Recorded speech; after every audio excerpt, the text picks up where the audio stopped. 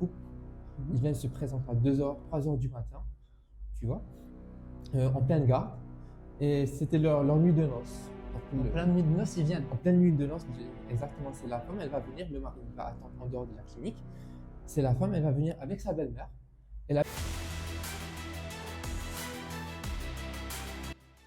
Bonjour à toutes et à tous, j'espère que vous allez bien. On se retrouve aujourd'hui pour un nouvel épisode de ce podcast à Sharif by Spécialité. Aujourd'hui, on va aborder la gynécologie. Avec nous, on a le docteur Benrou Mougamadi, qui est résident en deuxième année de gynécologie à la clinique de Noual Fadela Sainte-Anne.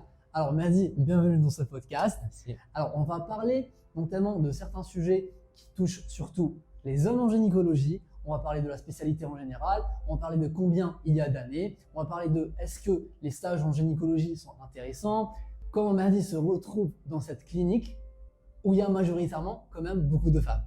Alors Mehdi, tu vas nous éclairer sur tout ça. Bienvenue d'abord. Je te remercie, Mourta. Alors Mehdi, concernant la gynécologie, est-ce que c'est une spécialité chirurgicale, médicale ou c'est quand même une spécialité médico-chirurgicale où il y a un peu des deux? Comment ça se passe? D'accord, alors pour commencer, tout d'abord, c'est une spécialité. La spécialité s'appelle donc c'est de la gynécologie obstétrique. Donc, c'est vrai, on fait de la gynécologie, on va s'intéresser à la santé de la femme, à son cycle menstruel, son anatomie, sa physiologie, tout ce qui concerne son appareil génital, même aussi, donc c'est les problèmes mammaires, mais aussi le côté obstétrique. Donc, le côté obstétrique, ça va être beaucoup plus le fœtus, le suivi de la grossesse, etc.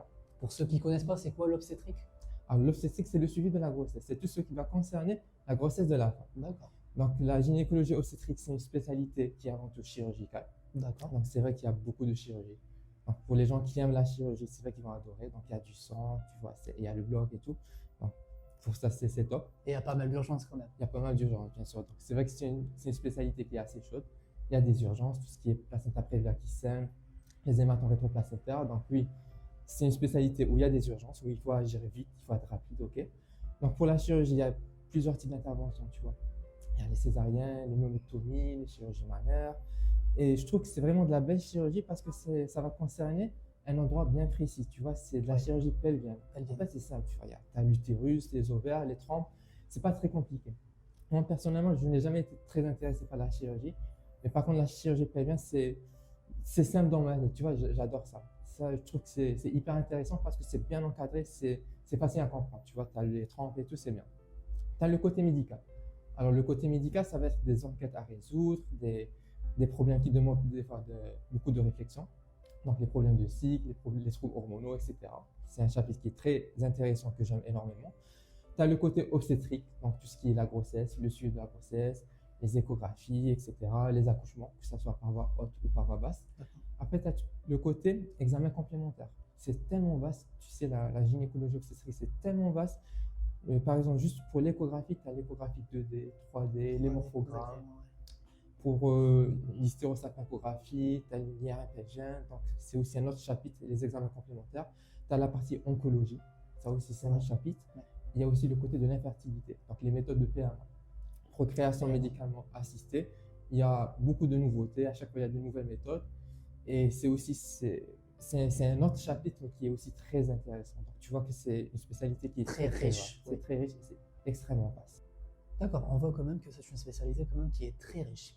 Il y a combien d'années dans cette spécialité pour les experts qui nous écoutent?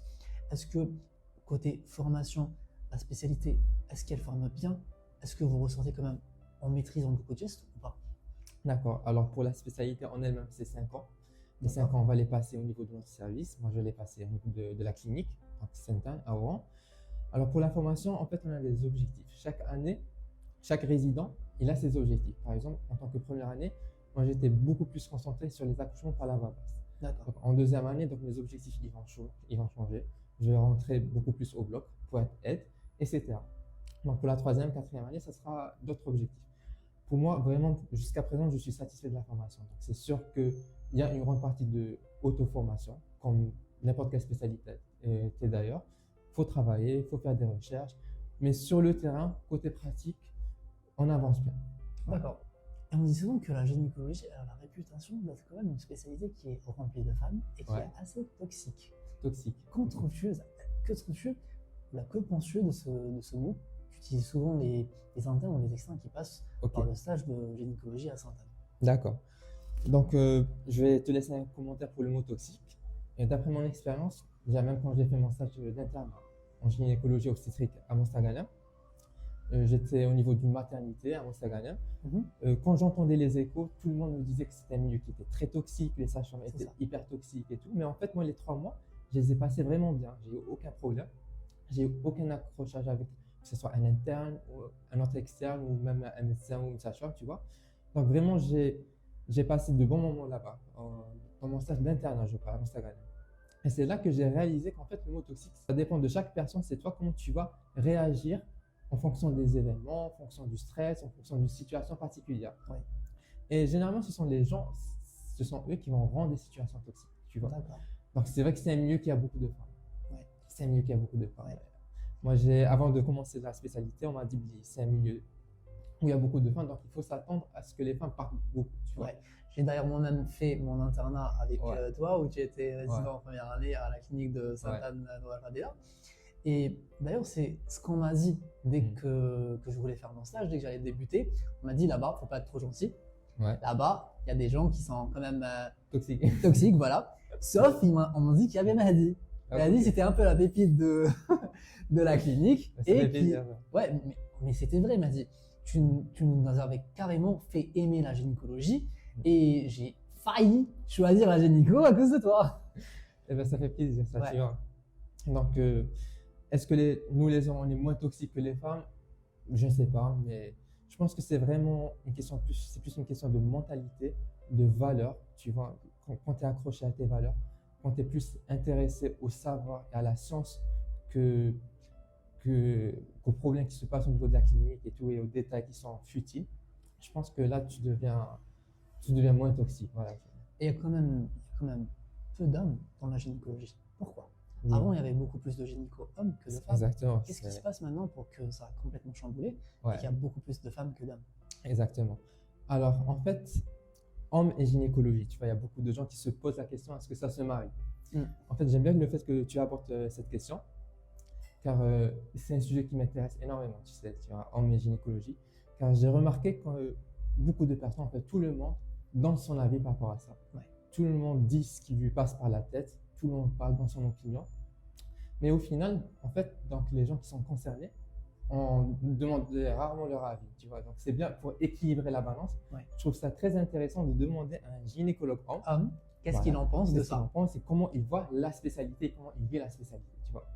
D'ailleurs, c'est pour ça, Mortal, quand tu m'as envoyé le message et que tu m'as proposé de faire cette interview, j'ai tout de suite répondu oui. En fait, vraiment, j'ai été très content, car je me suis dit, Ça mais va ça va faire. être, exactement, ça va être, c'est l'opportunité pour casser quelques tabous, tu vois. Ouais. Voilà, j'aime bien casser des Parce que tabous c'en est un. Ça reste un Exactement. tabou d'être un gynéco homme dans cette société. dans cette Dans société. cette société, Exactement. et je suis là avec mon marteau pour casser ces tabous de la société. On l'espère. Exactement. Et ça, vraiment, ça, je pense que je vais prendre du plaisir à le faire. Ok? Donc, pour commencer, je vais te dire pourquoi j'ai choisi la spécialité de gynécologie obstétrique. D'accord. Alors, en fait, j'ai toujours été intéressé par les choses difficiles.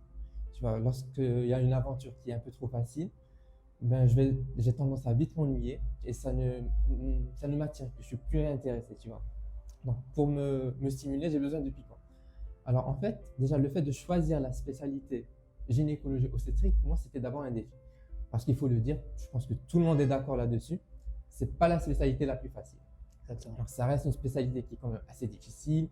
Il y a beaucoup de cas, il y a beaucoup de charges, beaucoup de travail à faire. Donc, c'est une spécialité où on bosse, qu'on on travaille dur. Les urgences. Il y a les Vous voyez urgences. plus que tous aux urgences. Exactement, bien sûr. En plus, lorsque tu parles d'urgence, on a un double pronostic à gérer. Le fœtal et le. Exactement. La Le maman. pronostic maternel et le pronostic Ouais. du fœtus, tu vois. Donc, c'est deux vies à gérer. Donc, c'est plus délicat. Il y a du stress, il y a de la pression, mais voilà, ça fait partie de la spécialité. Donc, le fait de choisir cette spécialité, pour moi, c'était d'abord un défi.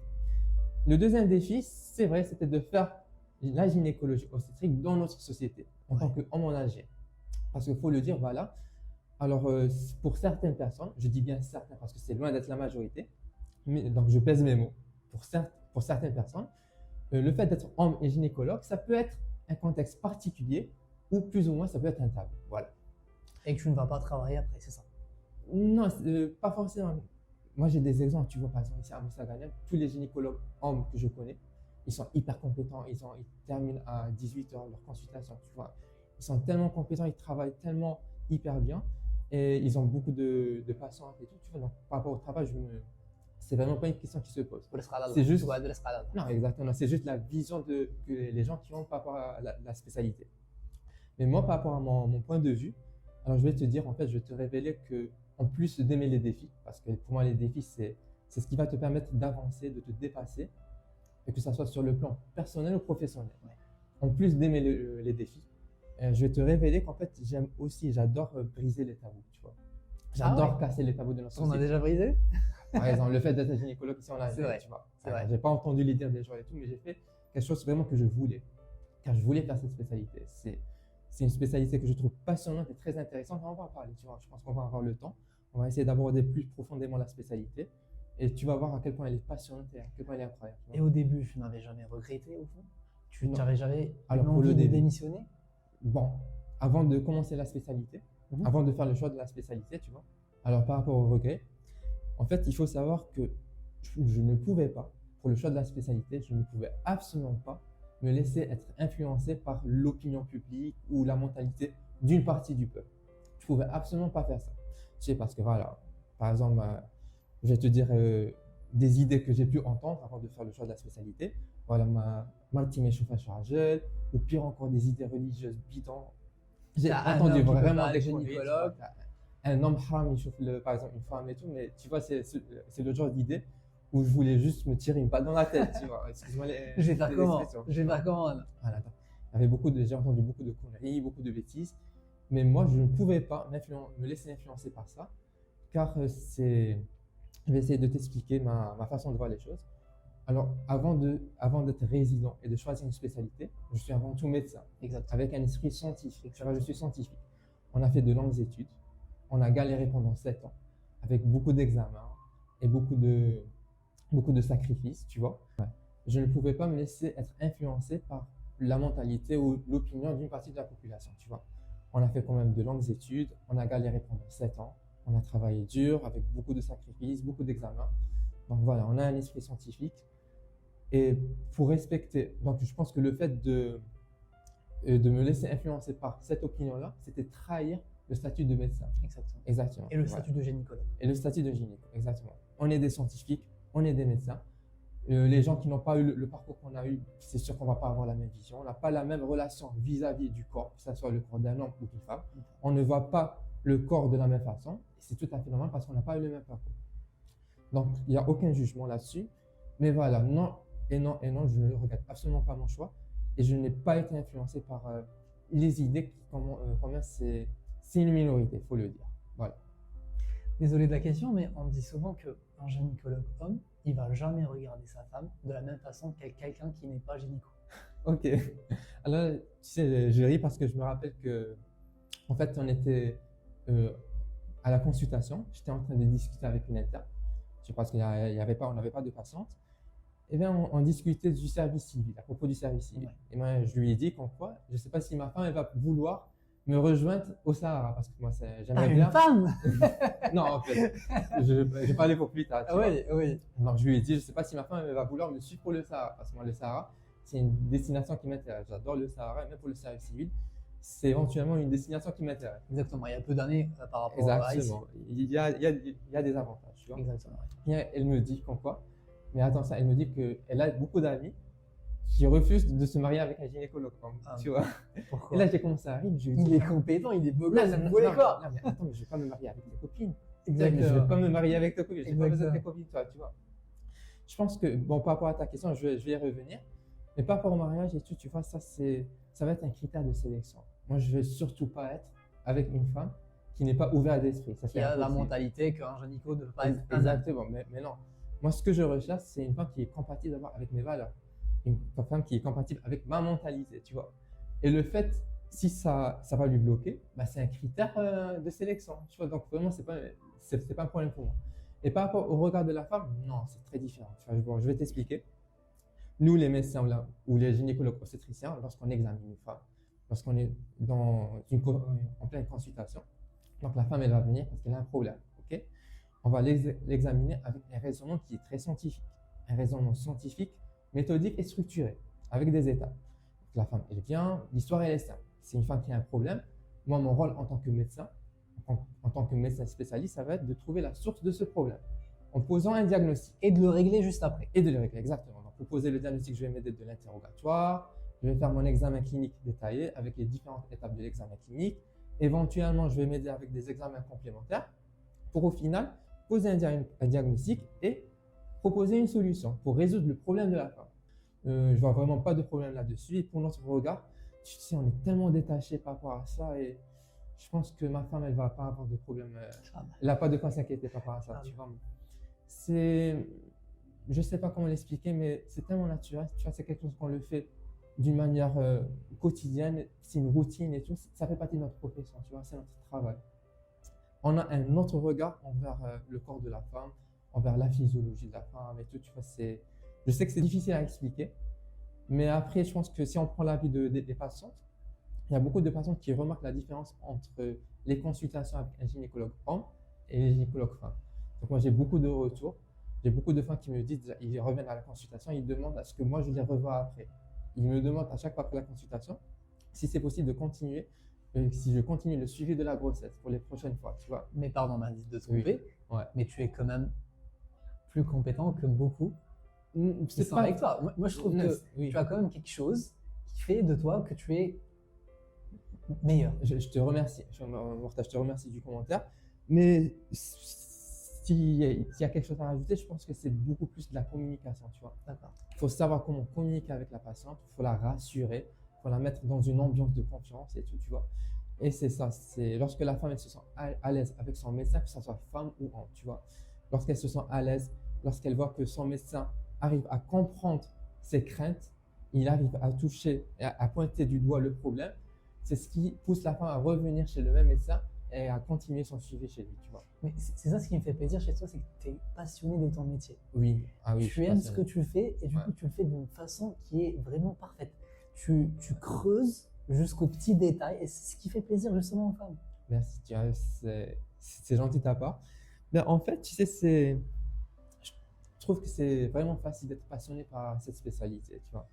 C'est très facile d'être passionné par la gynécologie obstétrique parce que d'abord c'est une spécialité qui est tellement vaste, tu vois. Il y a tellement d'explorations à faire, il y a tellement de choses à voir, que ce soit durant le résidenat ou après le résidenat. C'est une spécialité qui est très intéressante. Je trouve que le corps de la femme, il est très complexe.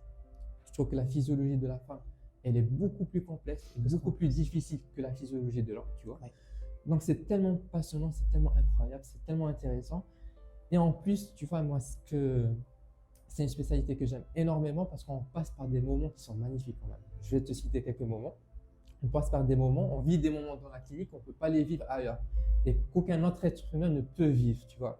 Par exemple, les moments après un accouchement. Donc, la femme, elle vient d'accoucher, que ce soit par voie basse ou par voie Pic haute. d'ocytocine. Exactement. La femme, elle vient d'accoucher, tu vois, elle est délivrée, elle est soulagée alors qu'elle avait peur, elle avait extrêmement peur. Est-ce que son accouchement va bien se passer? Donc là, voilà, elle est soulagée, elle est avec son enfant, elle est heureuse. Et là, elle va commencer à te donner des doigts. Tu vois, par exemple, donc même dans ces moments-là, tu sais, même si il est 2 h du matin, 3 h du matin, tu es épuisé, tu viens de faire une césarienne, Ça te donne de la force. Tu oublies, ça ne va pas supprimer toute la fatigue, mais ce genre de moment-là, ce genre de doigt, moi personnellement, vraiment, ça enlève une partie de la fatigue. Et je me dis que finalement, tous les efforts, tous les sacrifices, c'est pour ça, tu vois. J'ai déjà entendu parler d'une patiente qui avait nommé son petit Madi. Ah oui, il y en a eu plusieurs. Ah ouais? Il y en a eu plusieurs. Récemment, déjà, il y avait une sage-femme chez nous. Elle a nommé son C'était ça, ouais. Ah, j'ai adoré. Et après, il y a d'autres moments, tu sais, par exemple, avant une intervention chirurgicale, c'est des petits détails. Le lavage chirurgical des mains, le fait de se préparer, donc on met la tenue, préparer la table avec les instruments. On va avoir une montée d'adrénaline qui est progressive. Ouais. Et là, il y a beaucoup d'émotions. Tu sais que tu vas ouvrir le corps d'une femme pour une césarienne, tu sais que tu vas extraire une vie. En fait, la femme, elle est vivante et tu vas extraire une autre vie. Tu sais, il y a tellement de l'adrénaline qui monte et tout. Et je pense que j'ai remarqué que la chirurgie, c'est très addictif. C'est des moments qui sont incroyables. C'est toujours une partie de plaisir. C'est toujours une grande excitation, la chirurgie. Et puis, tu as le côté écho, le côté échographie obstétricale. Donc, il y a une grande satisfaction lorsque tu vas trouver l'activité cardiaque du fœtus. Et puis, tu vas faire entendre l'activité cardiaque à la mère pour qu'elle entende, pour qu'elle sache, pour la rassurer, voilà madame, votre bébé il va bien. Bien sûr, nous à l'école on a beaucoup de choses, autre chose à voir avant de confirmer que le bébé va bien, mais voilà, tu as compris. Ou encore le fait de révéler le sexe du bébé. Moi j'ai beaucoup de patients qui ont commencé à pleurer, tu vois, quand ils ont su ils ont pleuré de joie. Ouais. Bon, c'est vrai que des fois elles sont tristes, des fois elles sont déçues, mais généralement elles ne le montrent pas. Lorsqu'elles sont déçues, elles ne le montrent pas, mais lorsqu'elles sont contentes, j'ai beaucoup de patients qui ont pleuré de joie voilà, sur table, tu vois. C'est des moments que je ne pourrais pas vivre en dehors de la clinique et même que les gens en dehors du domaine, les gens qui ne sont pas gynécologues, obstétriciens ou sages-femmes, ne pourront pas vivre. Voilà. La gynécologie, ça reste aussi une spécialité où vous donnez la vie chaque Ouais. jour. Ouais. Est-ce que tu te rappelles combien de vies tu as pu extraire jusqu'à maintenant? Non, absolument pas. Absolument pas. Non, absolument. En fait, c'est vrai qu'il y a j'ai vu quelques vidéos sur Insta et tout, il y avait des résidentes filles ou hommes qui font le calcul, tu vois, ils ont un bloc-notes ou là des bocaux. Et à chaque fois qu'ils font un accouchement, ils vont jeter une bille dans ce bocal, tu vois. D'accord. Et qu'est-ce qui t'avait inspiré à choisir la gynécologie? Alors oui, j'ai été inspiré, c'est vrai. Bon, je ne me suis pas laissé influencer par l'opinion publique, c'est vrai, parce que ça ne m'intéressait pas. Par contre, la vérité, je me suis laissé influencer par les personnes que je trouvais inspirantes, tu vois. Je te donne juste un exemple. Il y a un gynéco français qui s'appelle Olivier. Il a une page Insta nommée Mon Gynéco et je le suis depuis 2 ans. Il est chauve, c'est Il ça? est chaud, exactement. Tu vois.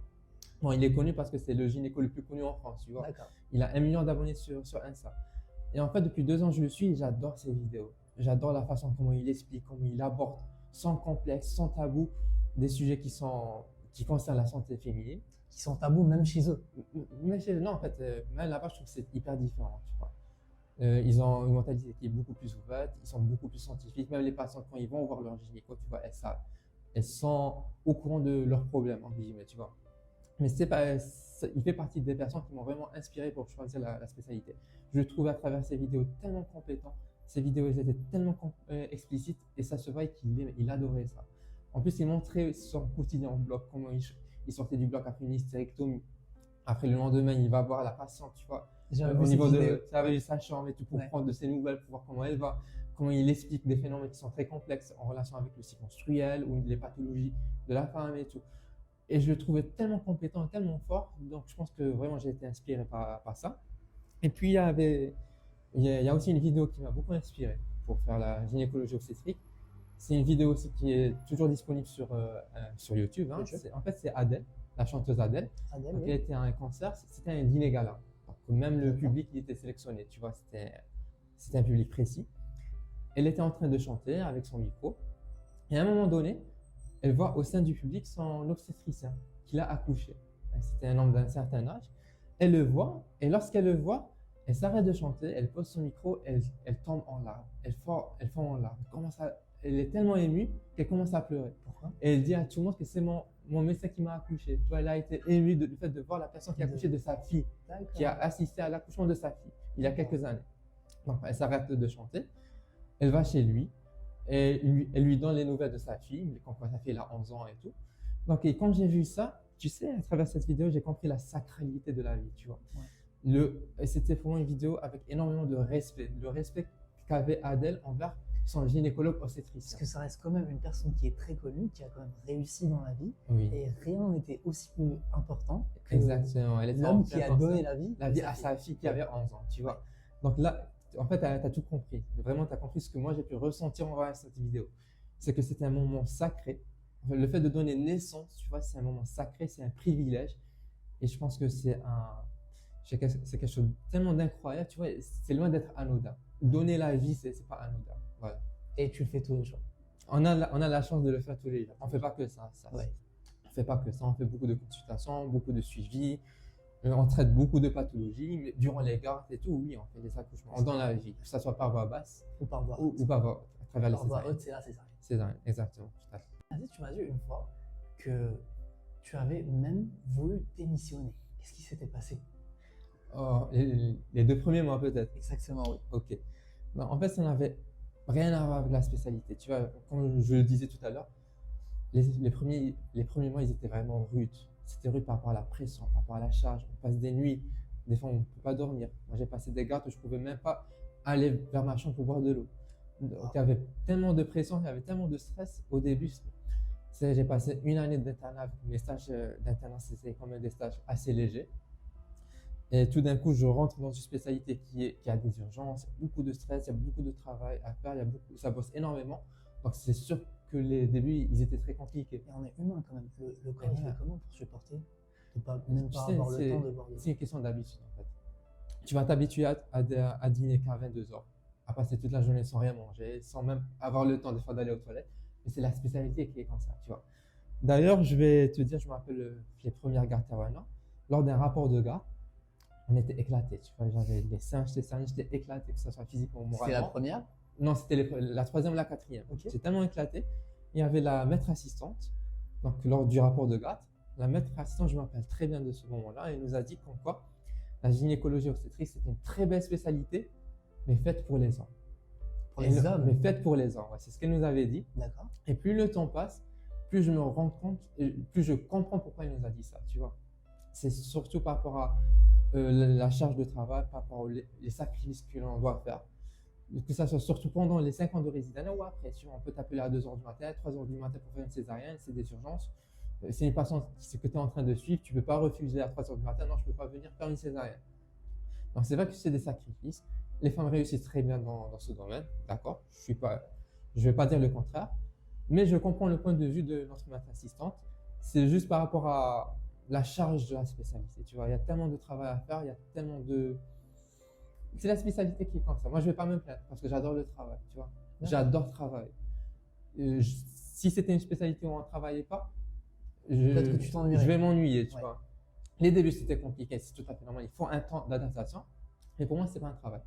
C'est pas un problème. J'adore le travail, mais ce n'est pas une spécialité faite pour tout le monde. Ça, c'est sûr. Et après le résidence, est-ce que la charge reste la même? Ça devient un peu plus Alors, léger? ça dépend.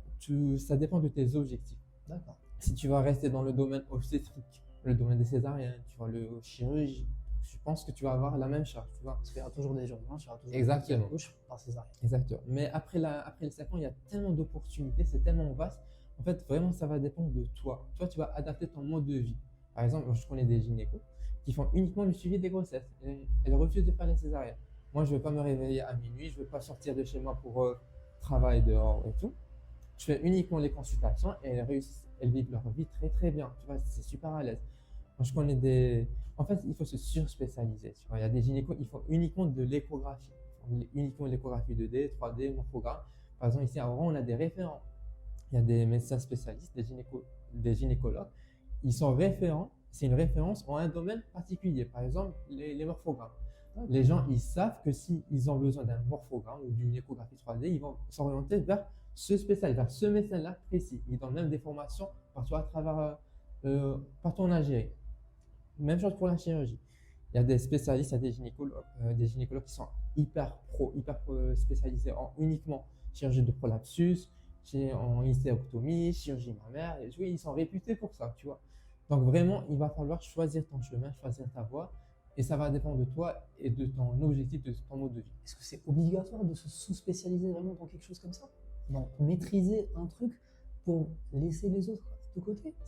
Il faut pouvoir se perfectionner et pour exceller dans ce domaine, il faut faire ça. Tu vois. Tu peux pas, c'est tellement vaste, tu ne peux pas tout maîtriser à la perfection. Tu dois tout maîtriser très bien. C'est obligé parce que tu es gynécologue obstétricien. Mais pour exceller dans ce domaine ou entre guillemets être expert, et continuer à faire des formations à l'étranger, tu dois te focaliser uniquement dans une seule branche, une seule voie et la faire à fond. Et c'est ce qui se fait ici, même à Oran, on a des gynécos qui font uniquement de l'hystéroscopie, ils font uniquement de la cellio, etc. Et je trouve que c'est une richesse. Hein. D'accord. Et sans indiscrétion, tu comptes faire quoi, toi? Tu comptes te spécialiser en quoi? Pour plus tard? Oui. En fait, je ne sais pas. Vraiment, ça va dépendre des situations. D'accord. Il y aura sûrement des personnes qui vont m'inspirer, qui vont influencer ma voie, peut-être un parcours à l'étranger. Là, je ne peux pas savoir, tu vois. Moi, pour l'instant, mon seul objectif, c'est de faire ma bonne formation. Voilà, j'ai fait une bonne première année. Donc maintenant, mon objectif, c'est de me concentrer sur les objectifs de la deuxième année, faire une bonne deuxième année. Après, pour plus tard, c'est sûr que je vais me surspécialiser dans un domaine. Je ne pense pas que je vais pouvoir rester gynécologue obstétricien entre guillemets généraliste, tu vois. Ouais. J'aime bien les détails du détail. Mais je ne sais pas où est-ce que je vais m'orienter. je pense que ça va être, avec le temps, je vais voir des choses, je vais être influencé par certaines choses et je vais prendre une décision au moment voulu. Voilà. D'accord. Et le quotidien d'un résident en gynécologie, ça se passe comment? Dès que vous vous levez le matin et que vous allez dans la clinique, est-ce que c'est aussi chargé qu'une garde? Et vous faites quoi de toute la journée? Non, en fait, ça va en crescendo, tu vois. Quand on rentre, Dieu merci, quand je rentre à la clinique, donc il n'y a pas la salle d'attente qui est remplie de patientes, et tout, tu vois. Donc généralement, il y a une ou deux patientes qui sont là, soit pour leur programme, soit pour une consultation. Donc le matin, c'est calme. Moi, je suis affecté à la consultation. En fait, on est 10 résidents en deuxième année. Chaque résident, il est affecté au niveau d'une unité, au niveau d'un service. Nous, notre clinique, elle est répartie en 3 étages. Donc moi, je suis affecté à la consultation, donc je vois tous les motifs, que ce soit les femmes enceintes et les femmes non enceintes. Avant ou Après grossesse. exactement, avant ou après grossesse, que ce soit avant le terme ou après le terme, tu vois, ou les femmes à terme, voilà. Donc je vois différents motifs. Les femmes elles commencent à venir progressivement. Mais ce qui est bien à la clinique, c'est qu'en fait c'est organisé. Tu vois, les femmes quand elles viennent, elles se présentent à la clinique, elles vont récupérer un ticket avec un numéro, et nous tout est informatisé. Donc on va faire rentrer les patients une à une en fonction du numéro. Et on commence les consultations avec moi. Moi, je vais commencer la consultation avec la résidente en première année qui est avec moi et les internes. Donc, je laisse les internes faire l'interrogatoire, d'accord, l'anamnèse, voir les bilans de la patiente, voir les échographies. C'est ce que je faisais. Ouais, c'est ce que tu faisais, exactement. Après, je revérifie, je refais mon interrogatoire, mon anamnèse, je revérifie les bilans, les échographies, je vois qu'est-ce qu'elle a comme problème la patiente. On fait notre échographie et on essaie de discuter d'une solution pour la patiente. Tu vois, donc si c'est des cas qui nécessitent de présenter aux avancées, aux résidents en 3e, 4e année, donc on le fait. Si c'est des situations qu'on peut gérer, ben maintenant c'est bon, ça fait plus de 1 an qu'on est à la consultation, donc on connaît les motifs, tu vois. Donc on le gère. On essaie d'expliquer notre conduite à tenir aux internes et à la résidente qui vient de commencer, tu vois, en première année.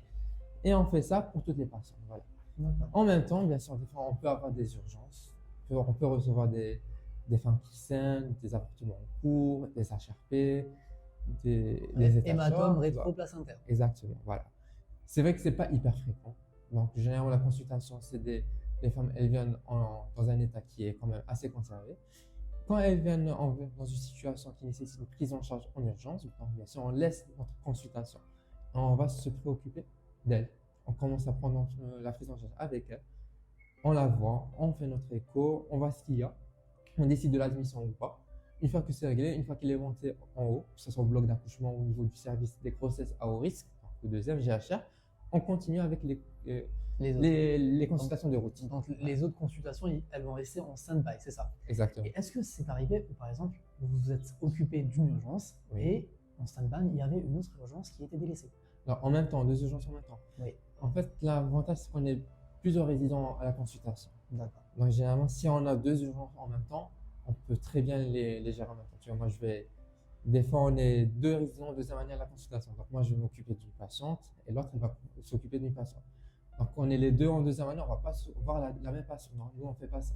C'est un résident. Il va prendre en charge la patiente, il la va de A à Z. Il termine sa conduite, surtout si c'est la même année. On va utiliser les années au-dessous ou là au-dessus. Si c'est pour présenter, par exemple, j'ai besoin de la 3e année pour avoir son avis, pour ajuster ma conduite à tenir. Mais généralement du même niveau, donc chaque résident il va prendre en charge le patient. Donc je pense que par exemple 2 urgences en même temps, oui, on peut les gérer les deux en même temps. La gynécologie, c'est quand même une spécialité où il y a beaucoup d'anecdotes. Par exemple, moi, j'ai passé environ 3 mois à la clinique de Sainte-Anne et j'en ai vu pas mal.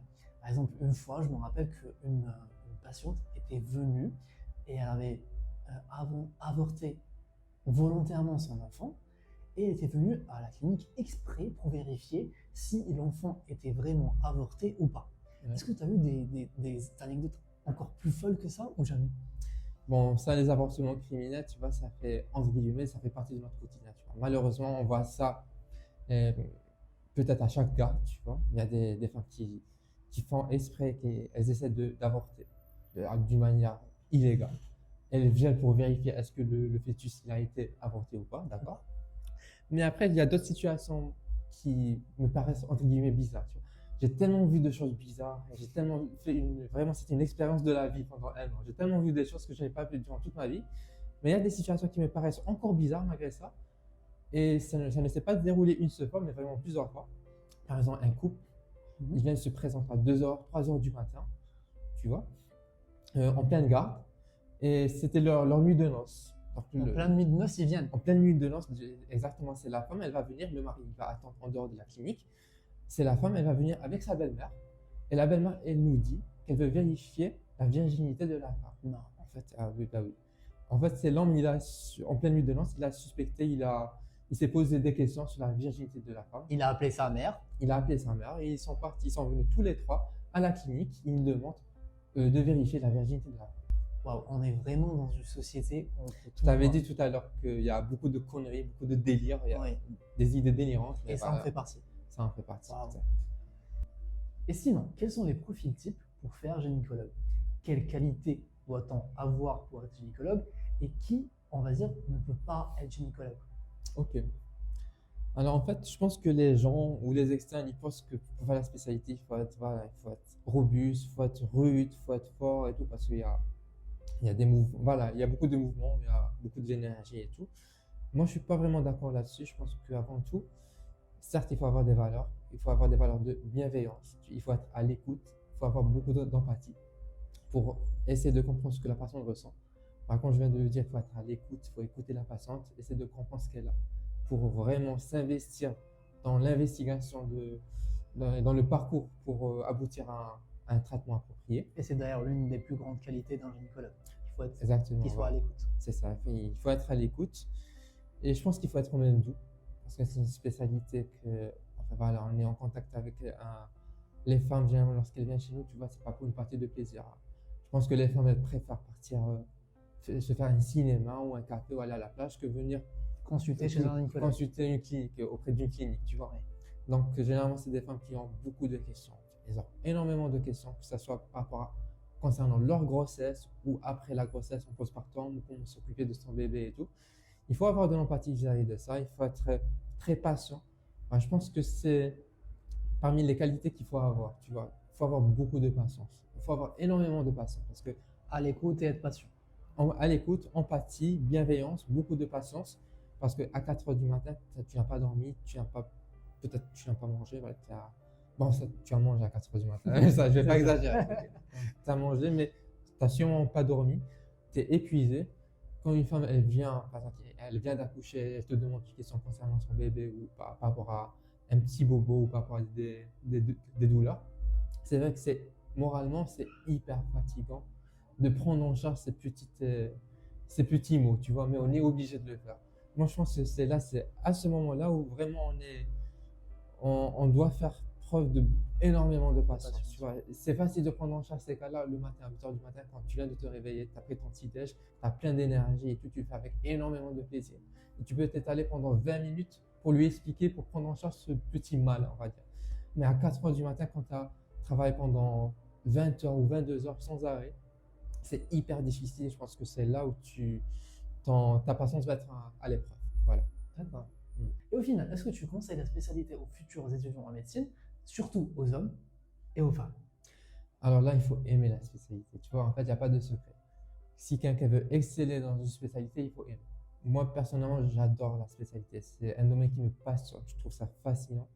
Je trouve qu'elle est incroyable en spécialité, tu vois. Donc, j'ai aucun problème avec la spécialité. C'est quelque chose que je fais avec amour.